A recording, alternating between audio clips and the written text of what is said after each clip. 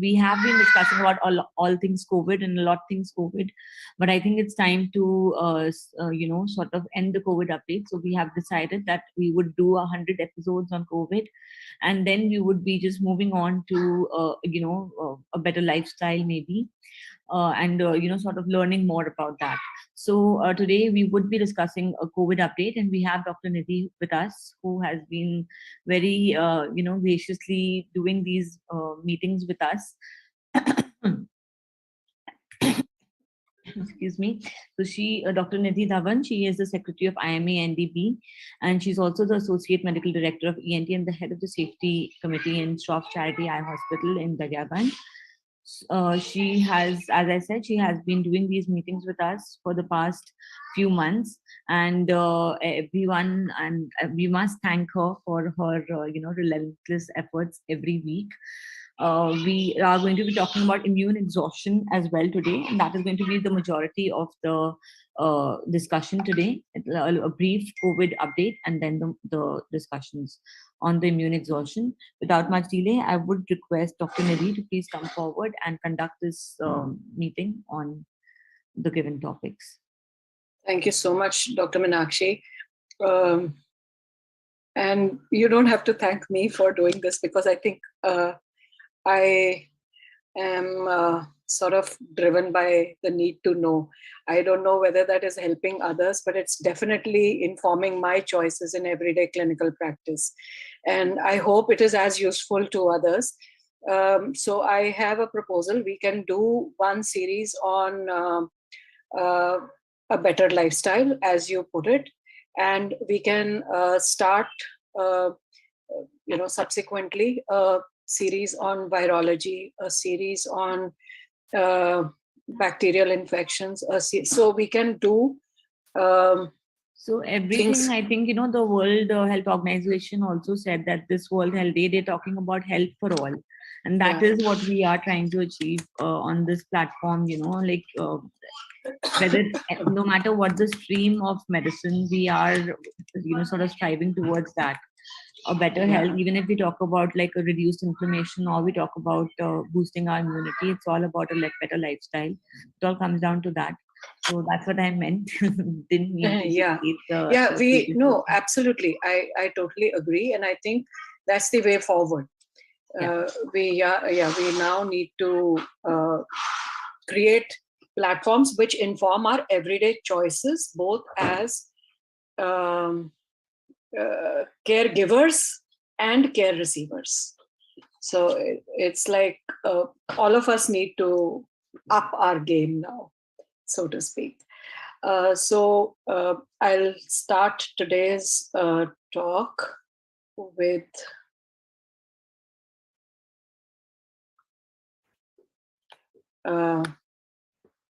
so a lot has happened in the past week again, which forces us to take a brief look at what's happening across the world. Fourth, fifth, subsequent doses are being approved. Are they needed? Is there any significant advantage with it? What is the phenomena of T-cell exhaustion? And I remember on this group itself, Dr. Advani from Gujarat had asked me long time ago that he is apprehensive about the phenomena of ADE in COVID. And at that time, it was our view, nearly a year and a half ago, that ADE is not a factor to consider in COVID. We at least need to re-examine that premise. And given that, we need to make informed choices about what we subject ourselves to, as well as what we subject our patients to. So what we are going to do here is just put out the facts and logically discuss what the implications of those facts are. So here goes. If we look at the big three,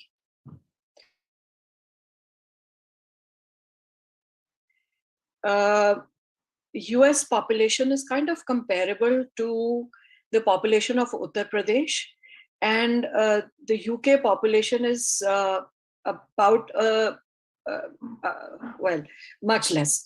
So if we look at these figures, there are a lot of reasons why this could be happening.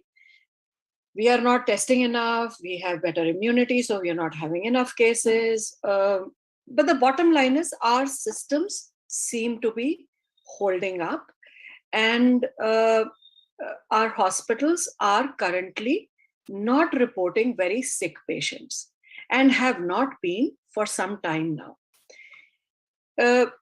We look at now, for context, a highly vaccinated, highly boosted country, and we look at the cases here, it doesn't look like whether it is population demographics or it is their testing and reporting, or it is whatever the reasons, vaccination doesn't seem to have changed the game for Israel. The countries which were looking like giants in front of India are themselves dwarfed by Israel. Let's look at another two countries, South Korea and Singapore, which have had a zero COVID, zero tolerance policy. And we see here that at least the last wave did not spare them either. Particularly, if you look at South Korea, you will find that it is practically kind of not even there on the chart all the way up to the middle of February or so, when it takes off, and around the end of February, it kind of shows up its peak, and now it has started coming down reassuringly. So trying to block the virus away, it doesn't seem to make another public health sense. Airborne diseases are unlikely to be blocked by borders where air can cross. I mean, of course. If we look at the science around boosting, we are finding differing opinions coming from reputed public health schools. We are finding statements even from the CDC and the FDA, which are saying that the current policy on boosting may not be sustainable. So there is a shift from everybody must get boosted to maybe we cannot sustain this way of thinking and living. If we look at the reproduction rate, we find that the countries, the big three, the countries that are still having those higher number of cases are also hovering around the reproductive rate of 1. India is kind of close to 0.5, which means that our cases are going down and theirs are stabilizing. If we look at daily new confirmed deaths per million people, again, if you look at India, it is somewhere at the bottom of the chart, and we could have several reasons why this has happened. The West would have us believe we are not reporting enough because the scale of our systems, the sheer numbers that we deal with are so huge that for them to fathom our systems as they operate, even in programs like the Universal Immunization Program, probably they do not understand it with the depth that we live without even thinking about it. But we can understand their disbelief of these numbers. If we look at UK has had bad mortality figures in the earlier waves, but with Omicron, they haven't had it so bad.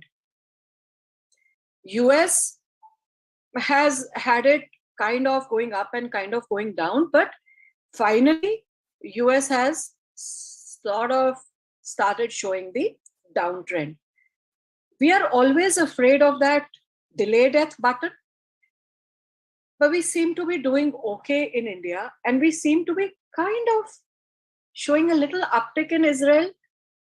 But we've seen that this bump has occurred earlier in the temporal profile of the virus in Israel. And we still have to watch whether this goes up or it comes down. I would say again,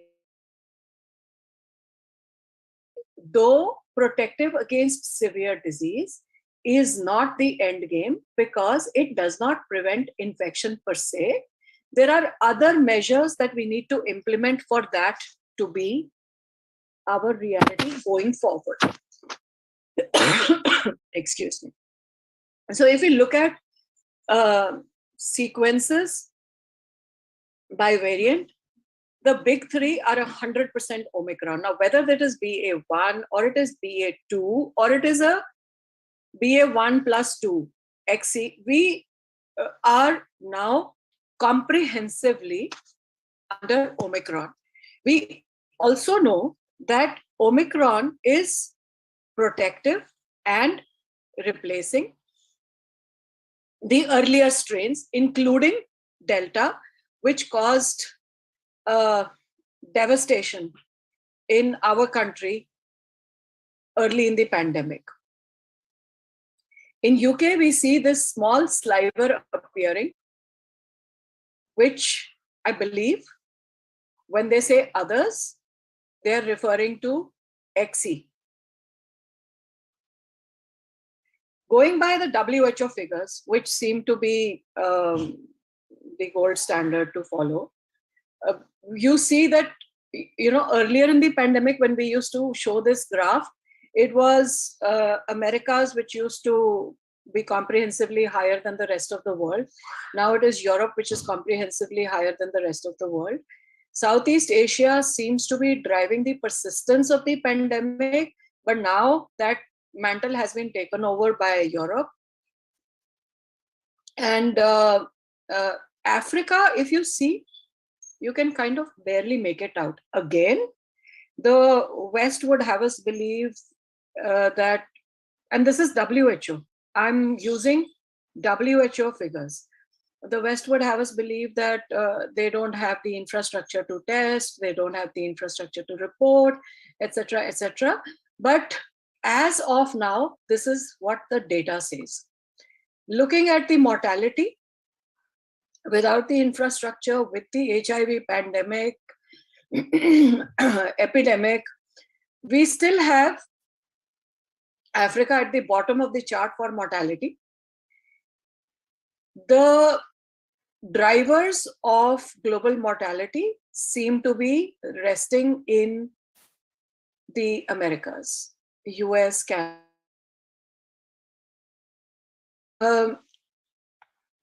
This seems to be driven by a lot of factors, some controversial, some obvious. Perhaps the demography is a little older. Perhaps obesity is higher. Perhaps lifestyle is more stressful. Perhaps the narrative has been very polarizing and polarized. Perhaps vaccine acceptance has been poorer. Could be a lot of factors. Some or more of them could have played a role in this. Europe, again, sort of similar to the US and sort of similar in the factors that we just laid out for Americas. Southeast Asia, for the number of cases that a country like India has contributed to the global mix, the mortality, even one death is one death too many, but the mortality here is much less. If we were to check the share of people who have completed the initial vaccination protocol, UK is right up there. India is at the bottom of this chart. But if you see, Ethiopia is less than 20%. And yesterday I was listening to the International Medical Association's meeting. Dr. Koitsi pointed out that South Africa is deplorably low even today.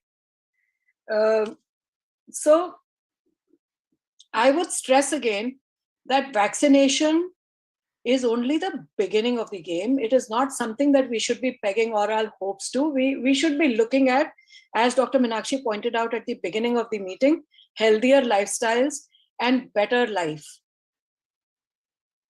If we look at the vaccine doses administered per 100 people till 7th of April, you see this.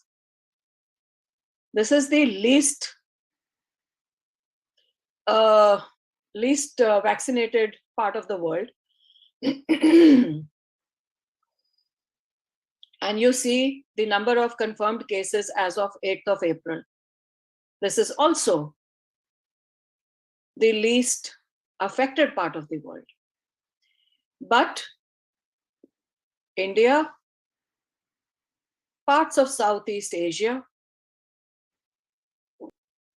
we have kind of Middle East and Africa, we have kind of done something right. It would be instructive, rather than finding out, what we are hiding from the world, believing that it might be a case study and there might be lessons here for the rest of the world. US is finally seeing that approach, though their cases are around 45,000. And even though they are still slightly higher than their 7-day average, but it's finally inching towards the baseline, which is an encouraging sign. If you remember, somewhere around here, we were saying that, we don't know whether this is coming down or it will go up again, because there seem to be some indicators that it might go up. And it still might. There are coming down from here, going up, down here, going up. So it still might, and we do need to be watchful, but we don't need to be stressful about that watchfulness.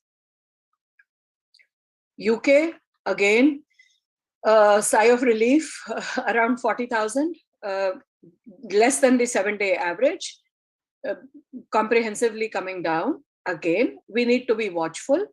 Of note that nearly 60% of the cases in UK right now are incidentally discovered. Patients reach the hospital for some other treatment and are found to be positive. This might drive treatment decisions. These patients are not sick from COVID. Also of note, the Omicron, the XE variant, was discovered in UK around 17th, 18th of January. If we were to look at the natural course of the pandemic curve, we are unlikely to see a surge from something after 2.5 months. So if this is down, unless another variant emerges, it seems to be comprehensively on the way out. Looking at South Africa, their new cases, and I again observed yesterday that they have a few hundreds being reported now. But their new cases as of 8th of April, 1,300, 1,400, and less than the 7-day average of 1,500, 1,600.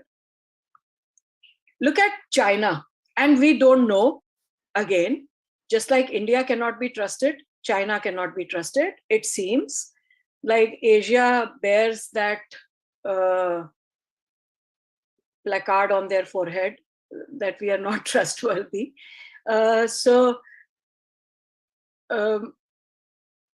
China zero COVID policy doesn't seem to have really worked in their favor, because Omicron didn't care that they wanted a zero COVID policy. I was seeing some reports from China. What they're doing now is there is a complete lockdown, and they are moving people who test positive or who and I put that in air quotes with responsibility, to COVID centers. They have converted stadiums and public event venues into cubicles for these abnormal testes, and they are testing every second, third day till you test negative. You have to be negative on 4 subsequent tests before you can be released from the COVID holding area. They are still on the way up, and we don't know how far this will go. South Korea, again a country with zero COVID policy, reached nearly 200,000 cases and is now on the way down, appears to be comprehensively going down. New cases less than the 7-day average. Zero COVID policy did not stop Omicron. So zero COVID policy definitely is not the answer.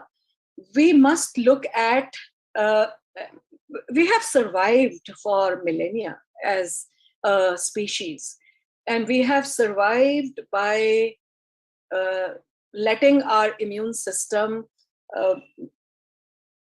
be educated and deal with what we encounter. Right now is just a thought. If we were to presume that the Earth entity and we human beings are, for the want of a better word, pathogens or a parasite, we have come to the point where we are causing more harm to our host entity, and our host entity is fighting to survive also. Malthus had proposed long time ago, when Darwin was proposing his species, the evolution theory. Malthus has proposed that whenever the populations outstrip the resources available, then the numbers are brought down either by a natural or by a programmed calamity. So we don't know. Probably right now we are going through that phase of decreasing our numbers to come back to a symbiotic, mutually beneficial relationship with our host entity. Maybe this huge thinking is beyond everyday people, but it is something that we need to work on and make our own existence more sustainable. The FDA's expert panel in the current US press is now saying that the current booster strategy is not sustainable. Now, this might be building towards moving away from repeated boosting every 4 to 6 months and going on to an influenza kind of boosting program or vaccination program.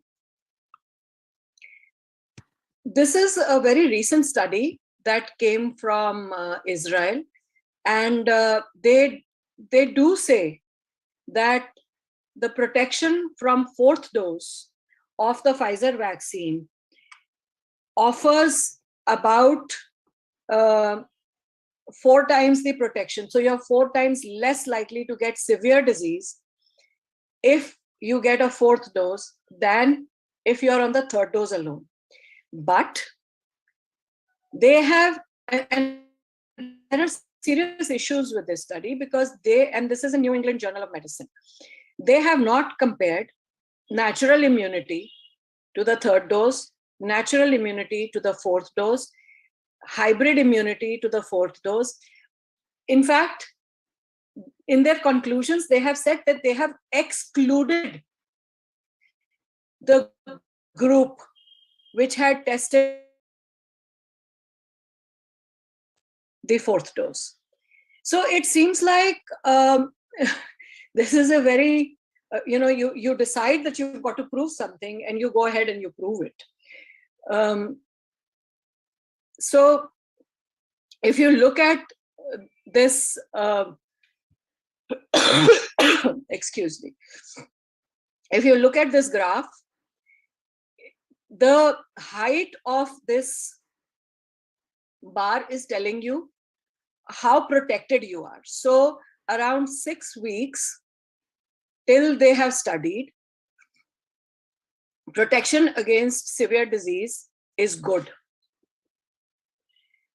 So that's for all to see, severe disease.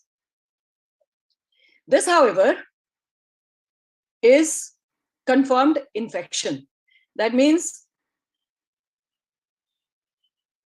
around third week is the maximum immunity that you would have to infection. Being boosted does not protect you from getting infected. And this rapidly decreases over the study period. The predictive graph is that by week 8, you will have come down to baseline and would not be protected against infection, even despite the fourth dose. But, and this is a large study from California and New York, not being vaccinated definitely is but once you get infected, whether you're vaccinated and infected, or you're not vaccinated and infected, or you are both vaccinated and infected, you kind of cluster around the same protection levels, which are significantly better than not being vaccinated. And this was with 2 doses. This was not with boosting. The booster came somewhere here. And you see, this is all clustering somewhere close to the baseline. And it seems like if you look at unvaccinated with previous COVID, that's this fine line in between. Previous COVID, which is better protection than vaccinated without COVID. Only minutely so, but better protection. Now let's look at India. Again, very comprehensive. Are kind of, hovering around the same 7-day average new cases, but we seem to be going down. And the New York Times, in its wisdom, on 8th of April says, how is it possible that there is almost no COVID in India? Like almost zero. 1,100 cases a day in such a huge population? Serious question. So when we hit a 400,000, we were managing it badly. When we've hit 1,100, we are hiding something. And because we must answer to them, I understand that they don't understand, but we need to be proud of our pandemic response. There are a few things that we have all done. You look at the Reuters graphic for India, less than 1% of the peak and falling. Just look at the facts, and look at the facts from everywhere. You see how our mortality has been and how our figures are closing to the baseline. And look at where the world is right now.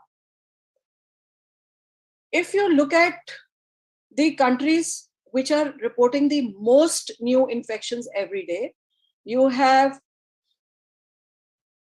South Korea, Germany, France, Vietnam, Italy. These are the countries which are still, and look at UK, US finally coming down. Russia, I don't know with the war, how are they doing, but the figures are saying they're coming down. Germany going up. So we need to focus on our own demographics, and every country needs to do that. We must have a bias to protect our own people, and every country must do that. We must do it to the best of our ability, and every country must do that. We are not questioning anybody else's ability. We are not questioning everybody else's results. And we would not like those questions to be thrown at us as if we are different from the rest of the world. We belong to the same human species, and we behave pretty responsibly in crisis. And that is known about the Indian race. So if we look at what is the recovery rate and what is the recovered cases, our recovery rate is more than 98.7%. India's active case trajectory is constantly falling towards the baseline and is right now less than 12,000. The case positivity again is falling and is inching close to 0.25%. Our cardinal states, Maharashtra, very close to the baseline.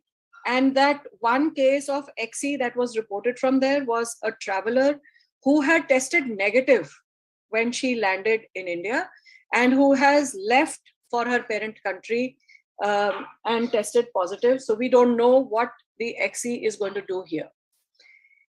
You look at a city like Mumbai and you say that, this is like 100% vaccination. We had hit this target for Delhi a month ago.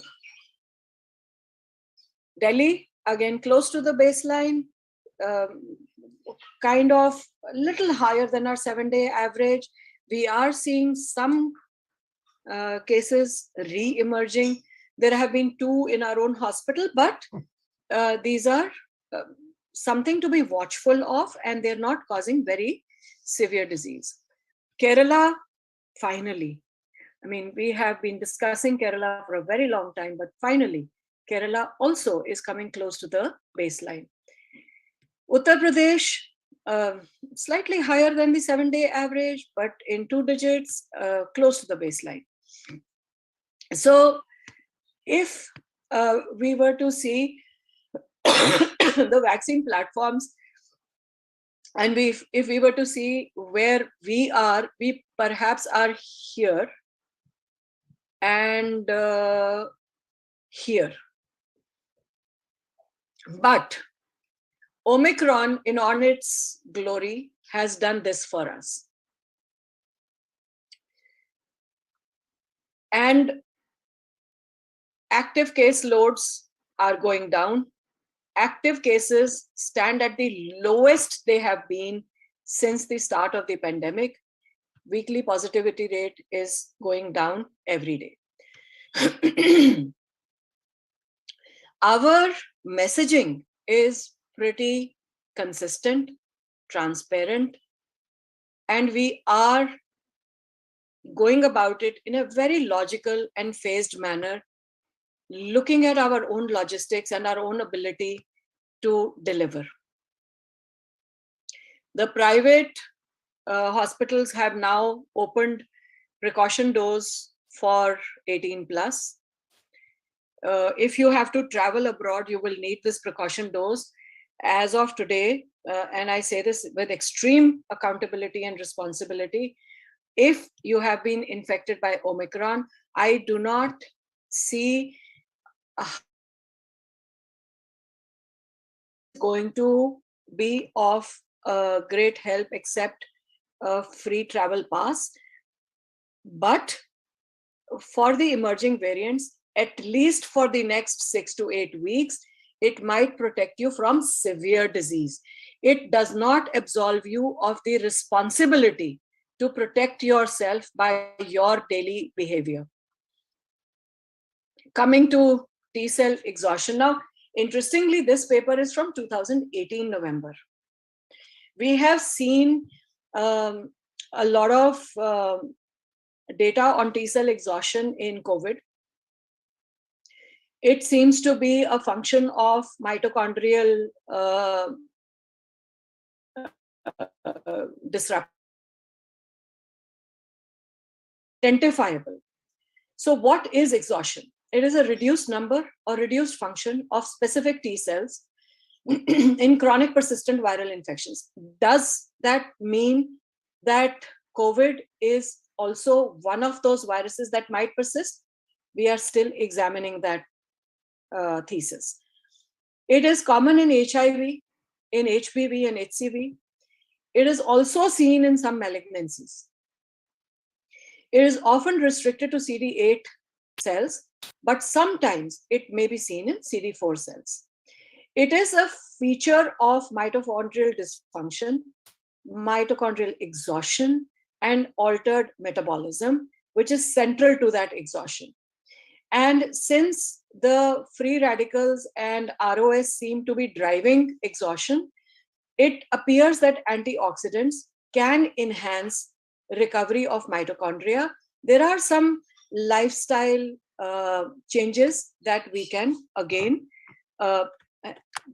add to the armamentarium.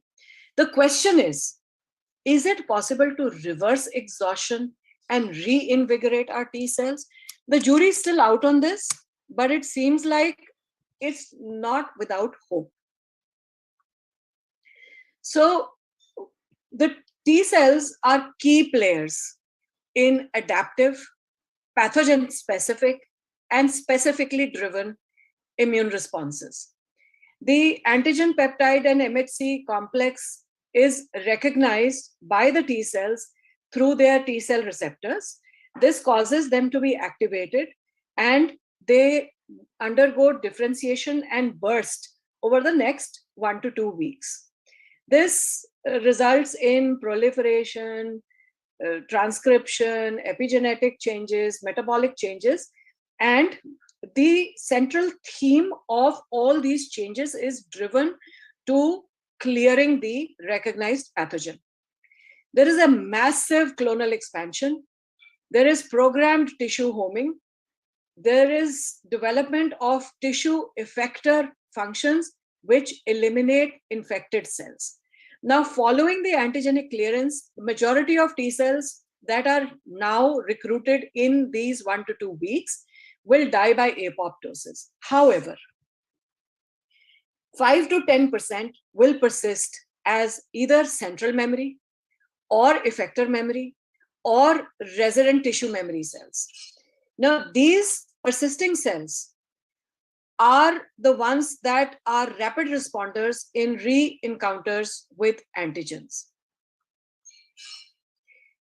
Of note is that exhaustion is a sequential loss. And it is possible to monitor the sequence and to stop it at any of those sequenced stops. So loss of IL-2 is the first marker of exhaustion. This is followed by loss of TNF alpha and some other cytokines. INF gamma is almost the last interferon cytokine molecule to be depleted. These changes, if you see, are going to result able to eliminate the pathogen.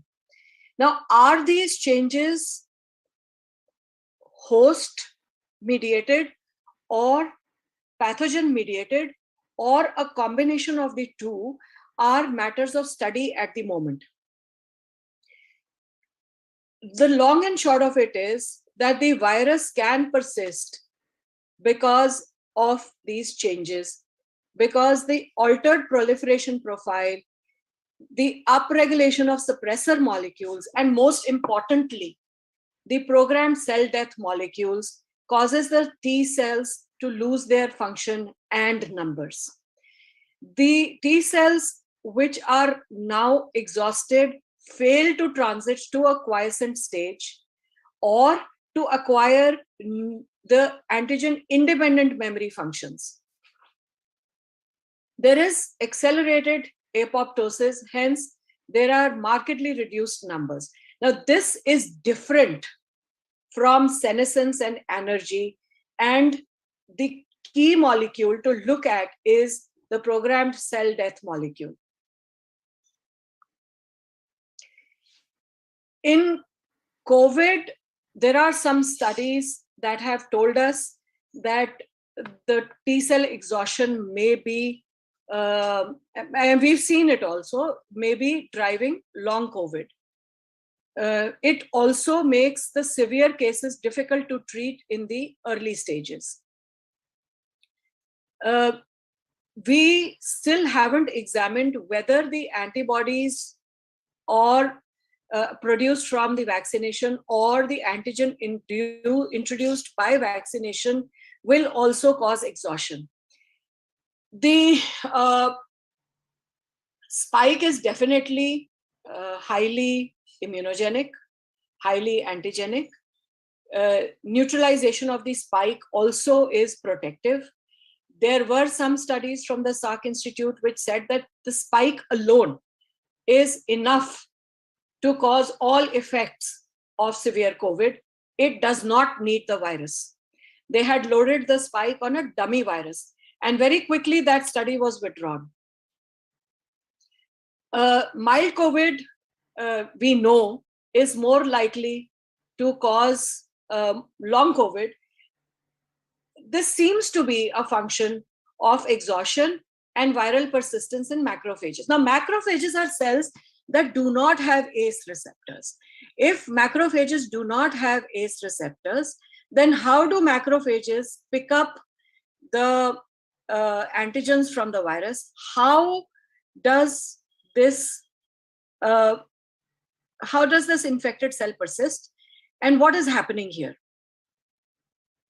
This seems to be a feature of antibody-dependent disease enhancement, because a cell which would otherwise not get infected is getting infected. How this is happening is that the antigen-antibody complexes are being recognized by the MHC on the macrophages, and endocytosis is happening despite macrophages being ACE negative. This internalizes the viral antigens and takes over the machinery. The macrophages, hence, may be the link through ADE towards T cell exhaustion. The programmed cell death molecule 1 is the key marker of exhaustion. there is altered glycolysis in the mitochondria with increased ROS and mitochondrial dysfunction driving the cell to be exhausted. This results in release of some cytokines and eventual exhaustion of the cell. Interferon gamma seems to be one of the key molecules to prevent exhaustion or to reverse it. And inactivation of PDCM, programmed cell death molecule, also is a useful treatment strategy to follow. Now, zinc, manganese, magnesium, vitamin E, vitamin C, all these antioxidants, quercetin, CoQ, all these seem to be working at the mitochondrial level. There are other lifestyle factors which will either prevent mitochondrial degeneration or improve mitochondrial health. The TLR 3, 7, 8, and 9 are the ones which seem to be key to recognizing an intracellular pathogen like the viral pathogens.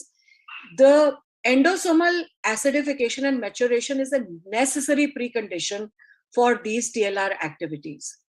Interestingly, HCQS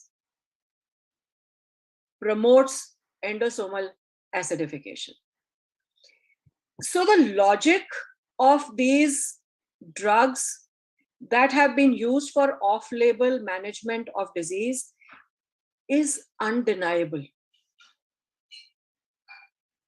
The maturation leads to production of cytokines and a cytokine storm, disablement of interferon gamma and inability to deal with the virus, and inactivation of PDCM, which will promote mitochondrial health. The study which showed us what happens when a patient is negative for antibodies, there is, active T cells form a baseline. The recovered T cells come back up in convalescence. When there is exhaustion, the significant factor is that there is a very low percentage of specifically educated T cells, which is the least at the time of the maximum viral load. The red line is the viral load. As the viral load is going down and the patient is recovering, the T cell exhaustion is slowed down and the T cell functionality is recovered. There are some treatment strategies that have been studied. As I said, most of them are at the level of programmed death molecule 1, which along with TIM3 can reverse T cell exhaustion. We did talk about thymosin alpha, which might give us some breathing space till recovery. But these strategies need to be looked at. The balance between clearance of the virus and preservation of health and towards long COVID and persistence of the virus is driven by some cytokines. And IL-10 and TGF-beta seem to be the ones which are driving this process. IL-10 and TGF-beta are produced by dendritic cells, macrophages, activated T regulator cells, B cells, and natural killer cells. The IL-10-like substance is also produced by some viruses like EBV, CMV, and this deceives the host and evades the host immunity. If you remember the Red Queen hypothesis, the fight is between the virus and the human being, and the Red Queen famously told Alice in Wonderland, you have to run fast to stay in the same place. So each time the human immune response mounts something which can run faster than the virus mounts a response which can run faster than the immune system.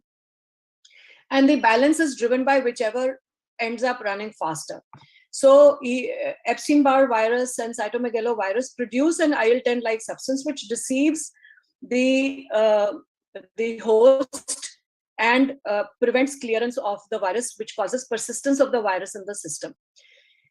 IL-10 induces P50, P105 subunits of the nuclear factor kappa beta and inhibits the nuclear factor kappa beta pathway. When IL-10 like substance by the viruses, this pathway cannot be engaged.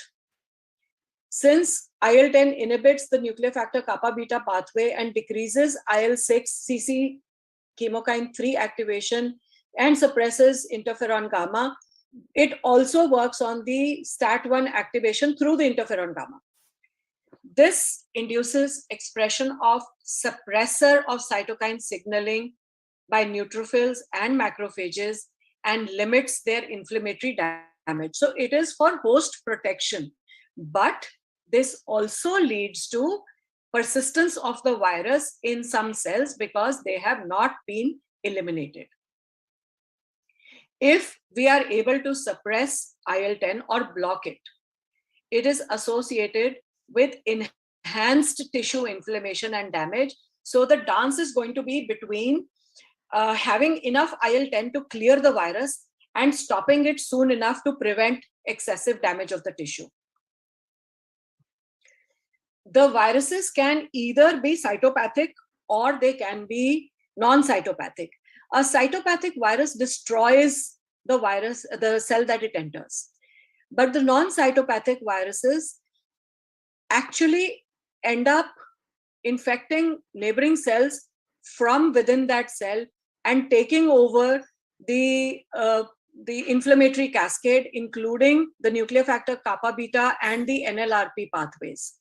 The release of pro-inflammatory cytokines and interferons, the activation of the CTLs and killing of the infected cells, the activation of the B cells and the formation of antibodies are all driven by how quickly the virus can take over the genetic machinery of the host and how quickly it can form the initial cytokine response. The deposition of the antigen-antibody complexes can happen in any and all tissues, and whichever tissue it tends to attack results in tissue damage. The host defenses try to limit this damage. TGF beta, resolvins, and galactins. The induction of these molecules also causes loss of effector function, so it decreases our ability to fight with this virus, at least for that virus. And this pro-inflammatory and anti-inflammatory mechanism is undergoing a constant homeostasis to preserve health.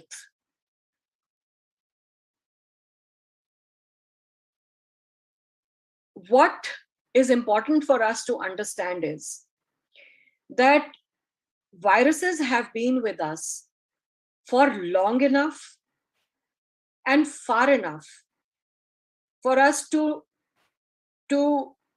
be reassured that our immune system can be educated, and we have to not ignore natural immunity but enhance it. This can be done via lifestyle changes. It can be done by personal protection. It can be done by population protection. And that, the cheese model in which multiple holes in each slice of cheese do not completely align, but the disease is prevented because at some slice of cheese, it will get stopped. I think we need to follow that for the coming few years. Also, I have a feeling that in the coming few years, we are going to see a lot of autoimmunity, a lot of cancers and malignancies, and a lot of just people being generally unwell. And with not much to offer as cure, but the time to prevent that perhaps is now, when we can say, okay, the campaign like CRP less than 1, which it's a good measurable indicator for persistent inflammation. Sort of lifestyle change whereby you introduce a session of whatever works for you as a calming thing, meditation, exercise, have good, healthy, local food. So all these things are going to take us farther than depending on at least the current narrative on disease, on vaccines, on polarization, on politics. I think we need to rise above all that, and I think we need to move towards a better lifestyle. Over to you, Meenakshi.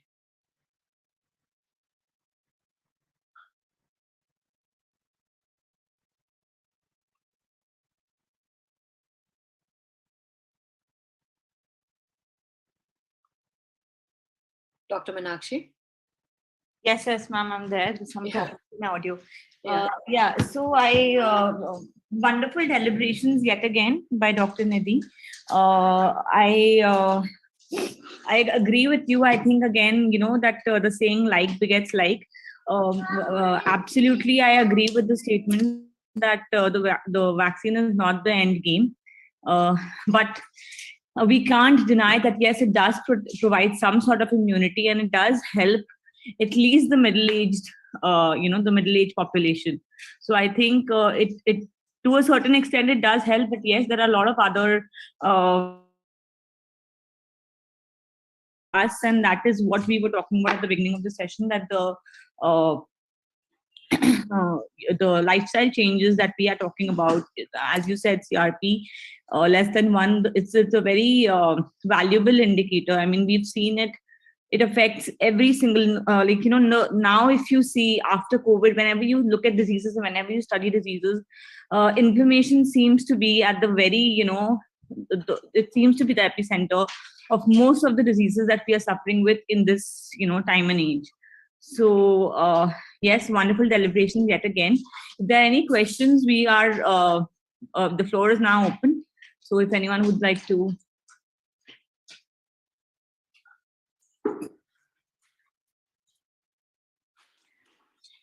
So as was happening in yesterday's session, more smiles, less questions is equal to moving out of the pandemic.